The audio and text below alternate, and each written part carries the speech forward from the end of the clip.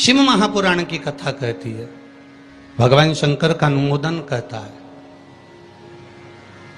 कि आपकी जो भक्ति है, भगवान धन से, संपदा से या सत्ता से या वैभव से या दौलत से भगवान कभी नहीं रीझता। अगर भगवान को चाहिए तो तुम्हारा केवल निर्मल मन चाहिए, भगवान को और कुछ भी नहीं चाहिए, तुम्हारा केवल मन। उसके सिवाय भगवान तुम्हारे वैभव से, तुम्हारे पास में कितनी गाड़ी है, कितना बंगला है, कितना धन है, कितना वैभव है, कितनी सत्ता है, कितनी दौलत है, भगवान को उससे कोई मतलब नहीं। भगवान को अगर मतलब है तो केवल तुम्हारे मन से मतलब है। शबरी अम्बा के दरवाजे पर भगवान गए, क्या दिया शबरी अम्बा ने? भगवान को क्या प्रदान करा शबरी अम्बा ने? केवल एक झूठे बेर, और झूठे बेर के सिवा भगवान कुछ ले भी नहीं रहा है। अब तुम शंकर जी को क्या देते हो? अगर शबरी अम्बा ने भगवान राम को झूठा बेर दिया है तो आपने कौन सा अच्छी चीज दी थी भगवान को? जल दिया, वो मछली का झूठा था। दूध दिया, वो बछड़े का झूठा था। फूल दिया, वो भौरे का झूठा था। मिठाई बना कर दी, वो चींटी की झूठी थी। तुमने दिया क्या? और ये मनुष्य का शरीर दिया भगवान के चरणों में, ये भी तो झूठा है। फोन पे तो तुरंत कह देता है, माँ तो तारे बिना एक बिना नहीं रहूं, एक मिनट नहीं रहूं, तेरी तो मुझे बहुत याद आए। और भगवान के पास जाए कि तुम्हारे बिना मेरा कोई नहीं है। भगवान के रेंदे रे झूठेला। भगवान भी कहते काहे को झूठ बोले? अभी फोन पे बोल रहा था, मेरे को थारी याद आ रही, तेरे बिना एक मिनट नहीं रह सकता, तू तुम्हारे हृदय में बसी ने, तू तुम्हारा चित्त वृत्ति में बसी। और मंदिर पहुंचा ने अगरबत्ती लगाते लगाते बोला, तन मन धन सब कुछ तेरा। भगवान के आ गया भेरू झूठेला। भगवान सोचा काय आया।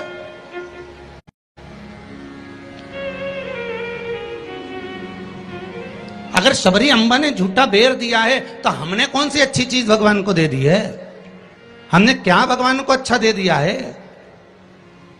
हम भी तो झूठा ही दे रहे हैं। पुष्प दिया, वो भी झूठा था। जल दिया, वो मछली का झूठा था। दूध दिया, वो गाय के बछड़े का झूठा था। मिठाई दी, वो चींटी की झूठी थी। हम जो परमात्मा को दिए वो सब कुछ झूठा था। यहां तक हम भगवान का जो स्मरण भी कर रहे हैं, कई लोग भगवान के मंदिर में बैठकर घंटों तक माला पकड़कर भी अगर भगवान के मंदिर में बैठकर भजन कीर्तन स्मरण कर रहे हैं तो वो ये सोचे कि नहीं ये सत्य है, तो उसने उसमें भी छल कर दिया। थोड़ी देर तक तो मन लगता है, उसके बाद ये चित्त, ये वृत्ति, ये मन कहीं ना कहीं डोल जाता है। इस मन को लोग कजन कहां लेकर चले जाते हैं। बड़ा बड़ा कठिन है महाराज, ये बड़ा कठिन। ये मन बड़ा चंचल है, कैसे तेरा भजन करूं, जितना इसे समझाऊं उतना ही मचलता है। भोलेनाथ हे शंभो, हे त्रिकालदर्शी, हे कैलाशी, हे अविनाशी, हे शिव, हे करुणा सागर। ये चित्त, ये मन, ये वृत्ति बड़ी चंचल है।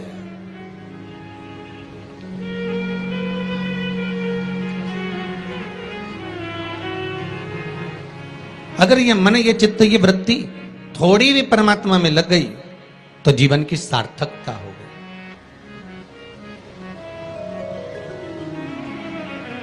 ब्रह्मा और भगवान विष्णु दोनों मिलकर मंथन कर रहे हैं। और एक बात बहुत ध्यान से सुनना, शिव महापुराण के इस चरित्र को याद रखना कि ब्रह्मा और भगवान विष्णु ने मंथन किया, और मंथन किया तो शंकर भगवान के शिवलिंग को प्रकट किया। आपसे भी निवेदन है, जब दोनों पति पत्नी, भाई भाई, घर के बुजुर्ग, माता पिता, घर के बच्चे जब एक साथ कहीं बैठे हुए हों तो शिव महापुराण की कथा कहती है आप भी शिव महापुराण का थोड़ा सा मंथन करो। उस मंथन से जो प्रकट होगा वो तुम्हारे घर का आनंद करा देगा। शिव पुराण का मंथन।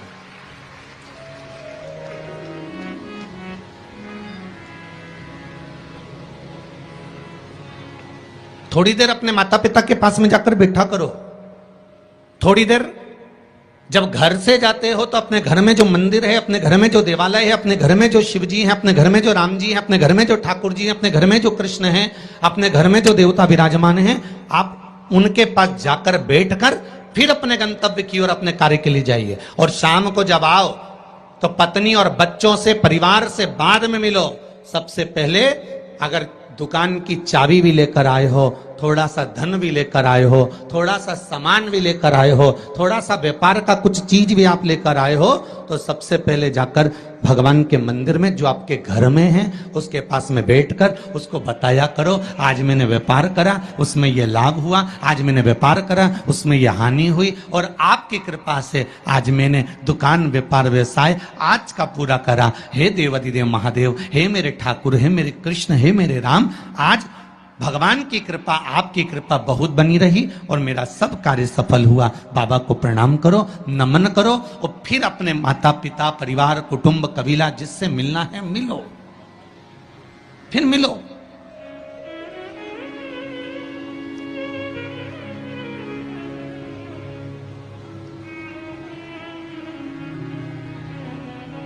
आज किसी ने एक प्रश्न किया था सुबह, गुरुदेव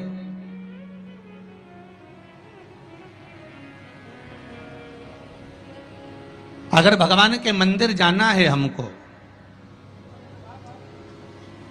और शरीर में अगर कष्ट है, शरीर में अगर रोग है, शरीर में अगर बीमारी है, शरीर में अगर दुख है, शरीर में अगर कष्ट है, तो क्या नहाना जरूरी है?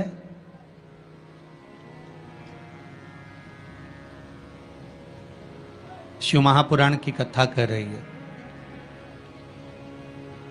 मत नहाओ, स्नान कर लो।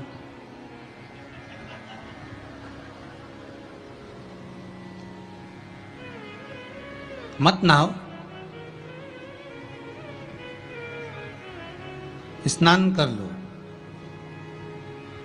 नहाने में और स्नान में जमीन और आसमान का अंतर है।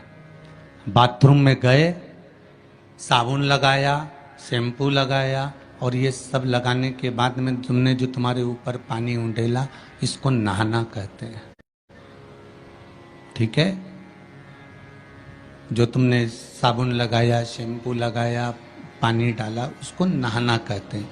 और मंदिर में गए अर्थात आप बाथरूम में ना जाकर भी सवेरे से उठे और उसकी भक्ति में लीन होकर दिल से उसको याद कर कर और मान लो मुंह धोकर भी भगवान के दरवाजे तक पहुंच गए तो उसको स्नान कहा जाता है। कर लिया ना बहुत। नहीं है ना शरीर में बल? एक पत्र में लिखा है किसी ने,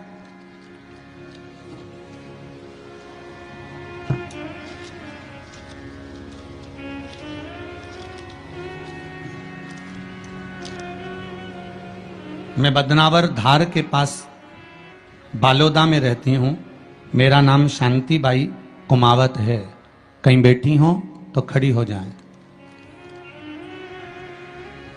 आप ही हैं? दोनों हाथ हिला दो एक बार। मेरा नाम शांतिबाई कुमावत है। गुरुदेव,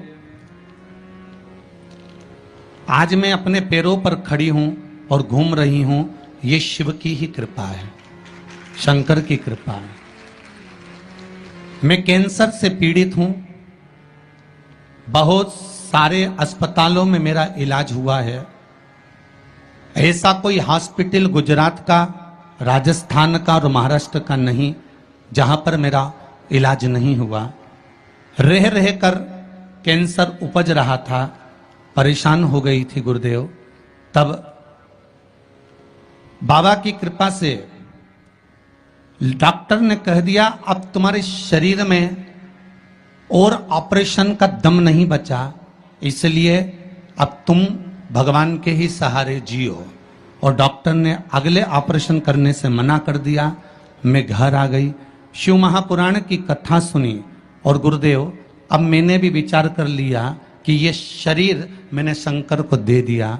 और गुरुदेव एक बेलपत्री शिव जी पे चढ़ी हुई अपनी पोती से, बेटों से बुलवाती और उस बेलपत्री को जल के साथ खाना चालू कर दिया, 2 कदम भी नहीं चल पाती थी क्योंकि कैंसर के ऑपरेशन इतने हुए थे। गुरुदेव, आज मैं इस पंडाल में बैठकर कथा सुन रही हूं, ये शिव की ही कृपा है, ये शंकर की करुणा। एक बात बहुत सुंदर आपने लिखा है शांतिबाई जी, माता जी, कि गुरुदेव जांच भी कराई, अब डॉक्टर बोल रहा है तुम तो ठीक होती चली जा रही हो, ऑपरेशन की भी जरूरत नहीं है। अब बाबा की यह कृपा हुई है, ये करुणा है। बैठो मां, बैठो। हर हर महादेव। ये शिव की कृपा है, ये शंकर की करुणा, ये शंकर की उदारता है, ये शंकर की दया है, ये शिव करुणा है। अकाल मृत्यु वो मरे जो काम करे, चंडाल का काल उसका क्या बिगाड़े, जो भक्त हो महाकाल का। शंकर की आराधना करने वाला, शिव का स्मरण करने वाला, शिव भक्ति में डूबने वाला, शंकर का अनुमोदन करने वाला कभी भी भटकता नहीं है। शिव उसको मार्ग तक पहुंचा ही देता है, पहुंचाएगा।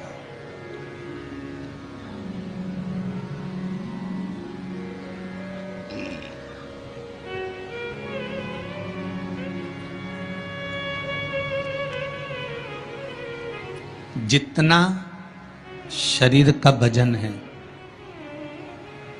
बहुत ध्यान दीजिएगा जरा।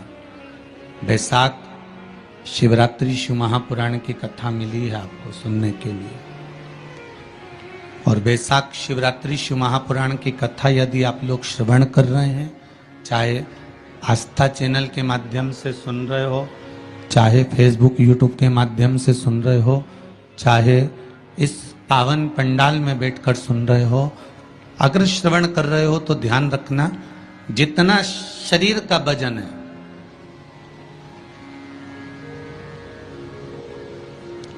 70 kilo, 25 kilo, 20 kilo, 15 kilo, 50 kilo,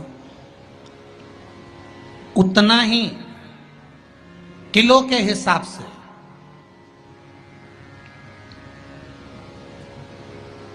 10 kilo है तो ये मन में भाव लगा लेना कि मुझे दिन भर में 10 बार भगवान को धन्यवाद देना है कि तूने ये शरीर दिया, चित्त वृत्ति दी, ये मन दिया, ये बुद्धि दी, ये पूरा जीवन मुझे दिया, ये आपकी कृपा से मिला है, आपको समर्पित है और आप ही को दे रहा हूं। 10 किलो के हो तो 10 बार आप भगवान को धन्यवाद दीजिए, 20 किलो के हो तो 20 बार धन्यवाद दीजिए, 80 किलो के हो तो 80 बार धन्यवाद दीजिए, 90 किलो के हो तो 90 बार धन्यवाद दीजिए कि ये आपकी कृपा से मुझे प्राप्त हुआ है, कोई दूसरा देने वाला नहीं है मुझको, केवल आप दे रहे हो, उसके सिवाय कुछ नहीं मिला।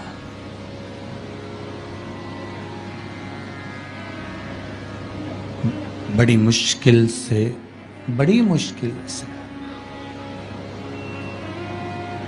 उसने कृपा कर कर यहां भेजा है अपने को, बड़ी मुश्किल से भेजा।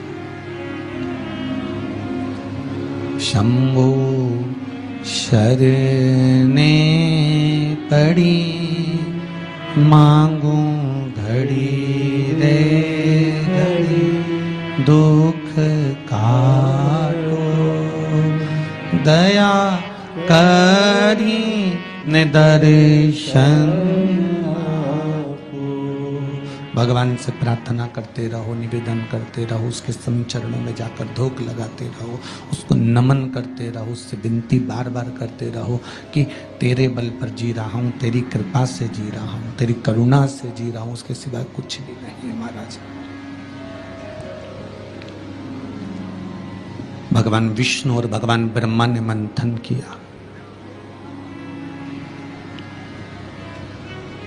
और भगवान विष्णु और भगवान ब्रह्मा जब मंथन करे तो उस मंथन में शिवलिंग प्रकट हुआ।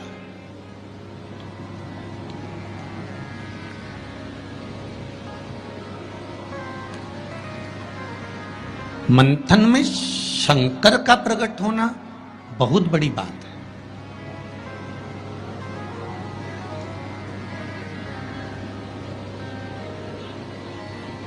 जैसे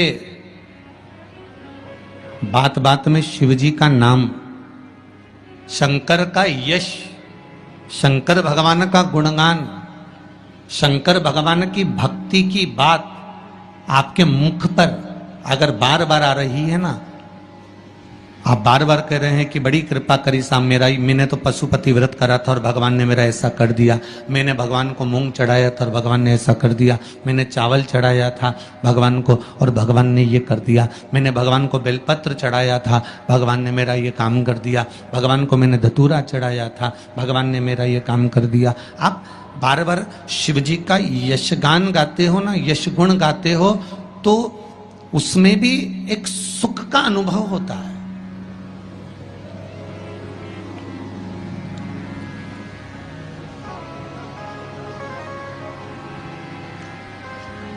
आपके यश गुण गाने में भी करके देखना। सास से निवेदन है, बहू की बड़ाई करके देखो, बहू का यश गुण गाकर देखो। कितनी भी बुरी बहू हो, कितना भी अपशब्द कहती हो, कितना भी ताना देती हो, कितनी भी गाली देती हो, कितना भी आड़ा टेढ़ा बोलती हो, भले तुम्हें संभालती हो ना संभालती हो, तुम्हारा सम्मान करती हो ना करती हो, तुम्हारा आदर करती हो ना करती हो, उसके बाद भी तुम 4 लोगों से अपनी बहू की बड़ाई कर कर देखना, खूब बड़ाई करना उसकी, खूब यश गुण गाना उसका। भले वो गाली दे, अपशब्द के ताना दे, कुछ भी बोले, पर तुम यश गुण गाओ उसका, खूब गाओ और खूब दिल से यश गुण गाओ उसका। 1 महीना इंतजार करना यश गुण गाते गाते। दूसरे महीने में जिस बहू का तुमने यश गुण गाया है, ये शिव महापुराण की कथा कहती है, वो भी सिर पर पल्लू लेकर तुम्हारे को धोख लगाने आएगी जरूर, ये पक्का। आप अपने भीतर कुछ अच्छा तो लाओ।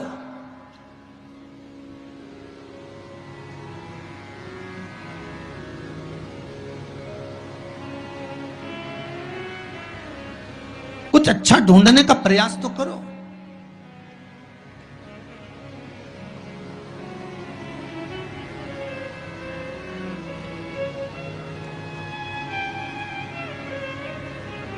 आज कोई कह रहा था गुरुजी, पूरे भारत में, पूरे जगह पर देखा जाए तो आज दुनिया के लोग ये भगवान के नाम से क्यों इतना चिढ़ने लगे।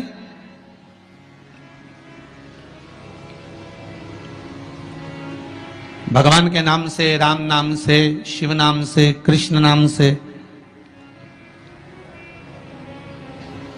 ये दूसरे लोग आखिर चिढ़ते क्यों? तो हमने कहा सीधी सीधी बात है कि रामचरितमानस में भी वर्णन आया कि जब जब रामचरितमानस में जब जब राम जी की सेना के लोग जय जय श्री राम चिल्लाते थे, तब तब जितने राक्षस थे वो सब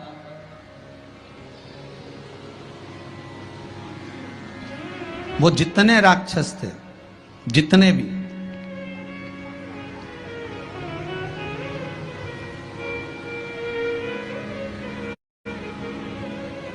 राम सेना के दल के लोग जब जब श्री राम चिल्लाते थे, जितने भी राक्षस थे वो सब भिनक जाते थे, सब भिनकते थे, सब गुस्सा करते थे, सब क्रोध करते थे। जब उस समय पर भगवान के नाम से राक्षस भिनक जाते थे, तो आज के समय के राक्षस भी तो जय जय श्री राम करने पे भिनकेंगे कि नहीं भिनकेंगे?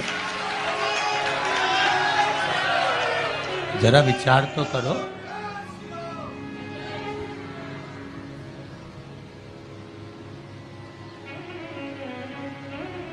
जब उस समय पर राम दल की सेना चलती थी और हनुमान जी ने धमक के, अंगद ने कूद कर रावण के सामने कह दिया था जय जय श्री राम, तो सारे राक्षस भिनक गए, सब वो क्रोध आ गया, सबको गुस्सा। तो जब त्रेता में ये हाल था राक्षसों का राम नाम से, तो फिर तो ये तो कलयुग है।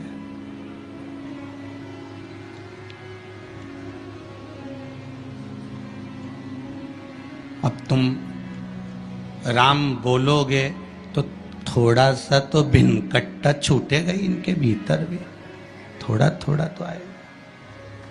पर आग लगे बस्ती में, अपन रहो मस्ती में, जो ज्यादा भिनके नहीं तो उसको भिनकने दो। तुम तो जोरदार खजूर वाली चोटी बना के बिंदी लगा तैयार होके भगवान के मंदिर जाओ और न राम नाम गुण गाओ, शिव का स्मरण करो, लोटा भर के जल चढ़ाओ, शंकर का भगवान का भजन करो। शिव की भक्ति में जितने जितने लग सकते हो उतने लगो, कुछ नहीं बिगड़ेगा। एक लोटा पानी जो भगवान शंकर को समर्पित करता है, मरने के बाद तुम्हारी औलाद तुम्हारा किसी पवित्र नदी में तर्पण करे ना करे, तुम्हारा शिव को दिया हुआ जल तुम्हारे खाते में पहुंच जाता। आपने जो शंकर भगवान को एक लोटा जल दिया है, शिव जी को एक लोटा पानी चढ़ाया, शंकर भगवान को एक लोटा जल समर्पित करा है, शंकर भगवान को एक लोटा जल अगर आपने दिया है तो वो आपके खाते में पहुंचेगा जरूर, ये निश्चित है, पक्का है।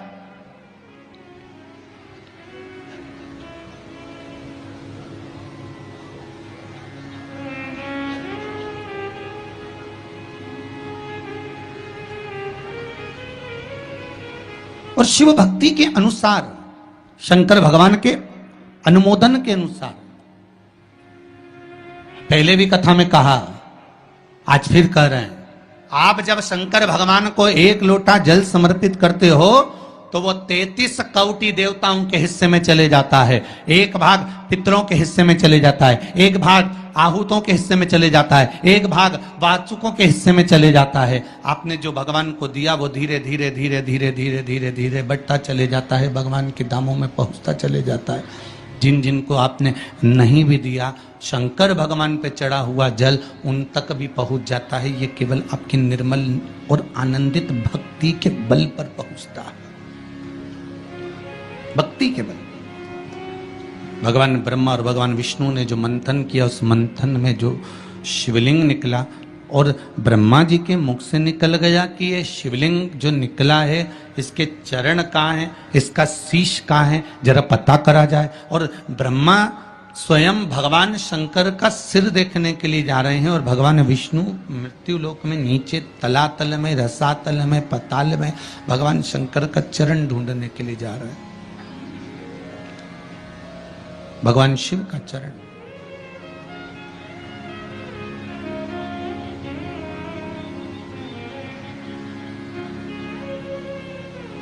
गए दोनों, वो ऊपर गए, ये नीचे गए देखने के लिए। कई लोग शिव महापुराण की कथा, स्मरण, भजन, कीर्तन सुनने के लिए नहीं जाते। मंदिर में कई लोग भगवान शंकर पर जल चढ़ाने नहीं जाते, कई लोग ये देखने के लिए जाते हैं कि कौन आया कौन नहीं आया, किसने सुना और किसने ना सुना, किसने धारण करा किसने ना करा।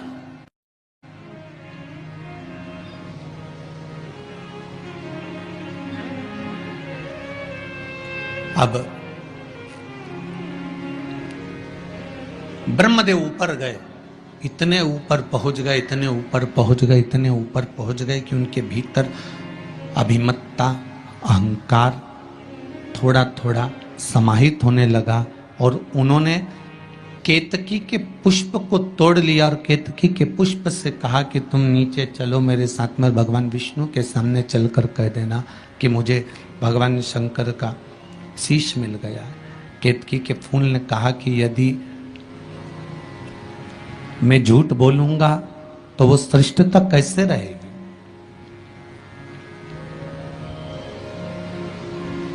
मेरे झूठ बोलने की श्रेष्ठता कैसे होगी? कौन मानेगा मेरी बात को? सामने से गौ माता निकल कर जा रही थी, गाय से कह दिया तुम चलकर कह दो कि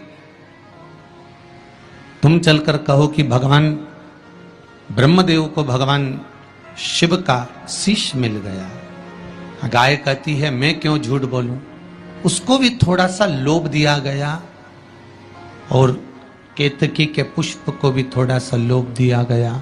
दोनों को थोड़ा थोड़ा लोभ प्रदान करा। और शिव पुराण कथा कहती है कि जब व्यक्ति के जीवन में थोड़ा सा लोभ उपज जाता है, थोड़ा सा लालच आ जाता है, तो फिर जीवन का किया हुआ सारा कर्म उसका बेकार हो जाता है।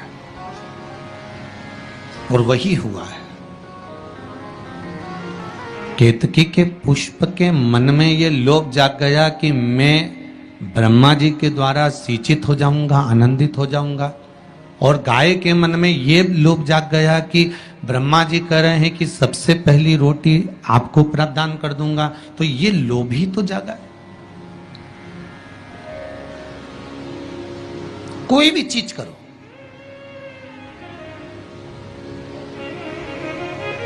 अगर कोई सत्कर्म आप कर रहे हैं, थोड़ा सा अच्छा कार्य आप कर रहे हैं, भगवत भजन आप कर रहे हैं, कीर्तन आप कर रहे हैं, मंत्र जाप आप कर रहे हैं, स्मरण आप कर रहे हैं, नाम जाप यदि आप कर रहे हैं, तो वो लोभ से परित होना चाहिए, बहुत दूर।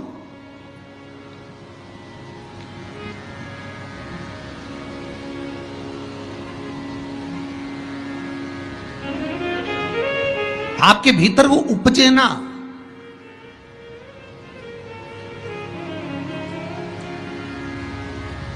फिर चाहे दुनिया के लोग कितना भी कहे ना, वो एक बेल बेचारा किसान का एक बेल कुएं में गिर गया। अब कुएं में गिर गया तो किसान का बेल जब कुएं में गिरा तो ये देखा कि कुएं में से बेल को निकालना है। खूब मेहनत करी किसान ने बेल को निकालने की, पर वो बेल निकल नहीं रहा था। बहुत बहुत बहुत बहुत मेहनत करने के बाद भी वो बेल नहीं निकला। बहुत अथक प्रयास करा गया पर बेल नहीं निकला। तब किसान ने फिर कहीं मशीन वाले से कहा होगा कि इस बेल को निकालना है। मशीन वाले ने कहा 25,000 रुपये लग जाएंगे, 20,000 रुपये लग जाएंगे। तो उसने सोचा 20,000 25,000 लग जाएगा तो इससे अच्छा है कि इसको पड़े ही रहने दो। बेल किसी काम का तो था नहीं, बूढ़ा हो गया था। अगर बेल बूढ़ा हो गया है तो इसी कुएं में पड़े रहने दो, मर जाएगा। इसी कुआं भी सूख गया है, इसमें कोई दिक्कत वाली बात नहीं, अपन कचरा पटकते जाएंगे, बेल को वहीं की वहीं दबा देंगे। गाँव के लोगों से कह दिया मेरा बेल कुएं में गिर गया है और ये बूढ़ा हो गया था। एक काम करो, तुम्हारे गांव का जितना भी कचरा है ना, घर वाले वो सब लाकर इसमें डालते जाना। बेल मर जाएगा, धीरे धीरे उस पे मिट्टी डल जाएगी। गांव के लोगों ने कचरा लाकर डालना चालू करा। जैसे जैसे बेल के पास में कचरा पटकना प्रारंभ करा, बेल भी समझदार था। इधर कचरा पटकते तो इधर पांव रखकर खड़ा हो जाता, इधर पटकते तो इधर पांव रखकर खड़ा हो जाता। धीरे धीरे पूरा कुआं भराते चले गया और बेल कचरे पर पांव रखते रखते रखते रखते रखते रखते बाहर।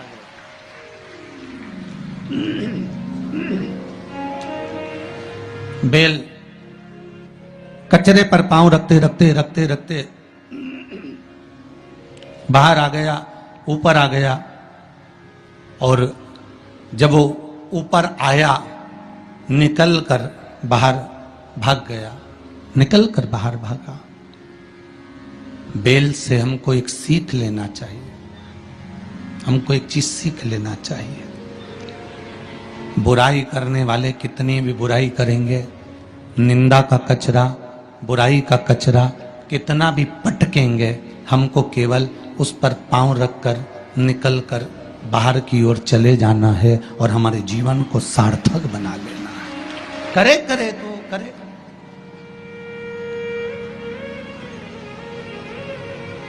अब शब्द कहने वाला कहता रहे, ताने देने वाला देता रहे, गाली देने वाला देता रहे। अपनी शिव भक्ति, अपना स्मरण, शंकर का अनुमोदन होता रहे, बस इसका ध्यान रखना। बैसाख के महीने में नवमी तिथि को माता जानकी का प्रागट्य हुआ है पृथ्वी से।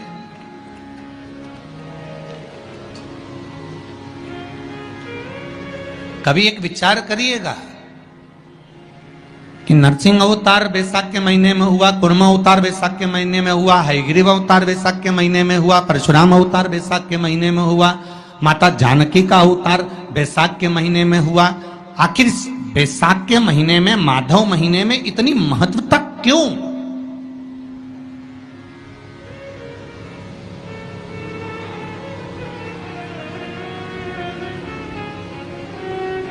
बैसाख के महीने में पड़ने वाली एकादशी, चतुर्थी, प्रदोष, अमावस्या, पूर्णिमा, शिवरात्रि, ये सभी इतनी महत्वपूर्ण क्यों हो जाती है?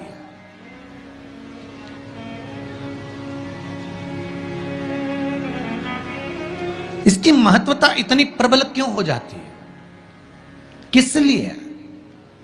क्योंकि बैसाख का जो महीना पड़ता है, सूर्य की संपूर्ण तपन, सूर्य देव अपने पूर्ण तेज के साथ में, पूर्ण तेज के साथ में मृत्यु लोक के निवासियों पर, चाहे जलचर हो, थलचर हो, वायुचर हो, चाहे जो जीव हैं, उस पर जब किरण फेंकते हैं तो संसार का जो मनुष्य है उस पर जब ताप पड़ता है तो ताप पड़ने के कारण उसके मुख से भगवान का नाम निकल ही जाता है, स्मरण नाम निकल ही जाता है। जब उसके मुख से भगवान का नाम निकलता है तो वो भगवान की शरणागति खुद ग्रहण कर लेता है स्वयं।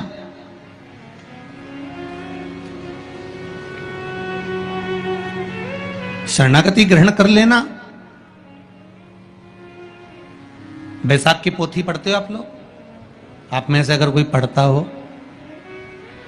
बैसाख महीने की पोथी, तो उसमें एक वर्णन आता है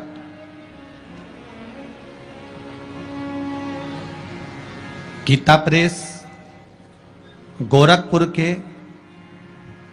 कल्याण अंक में भी आप ये पावन बैसाख चरित्र श्रवण कर सकते हैं। उसमें बैसाख महीने की पोथी में 10वें दिवस की कथा में 10वें अध्याय में एक व्याध और शंख मुनि का चरित्र आता है।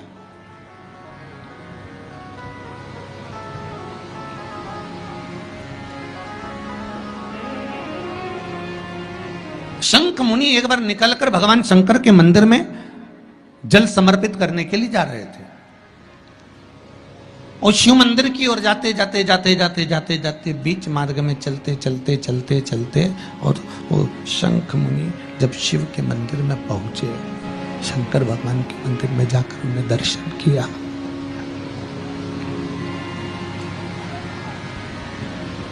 जल का पात्र उठाया और वो जल का पात्र उठाकर जब भगवान शिव को समर्पित कर रहे थे तो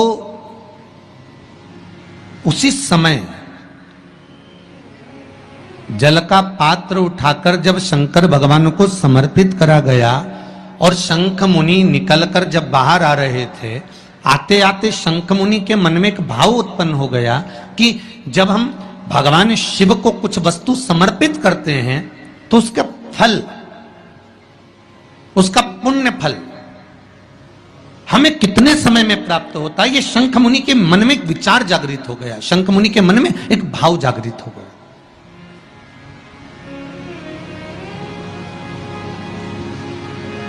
कई माताएं पशुपति व्रत करती हैं,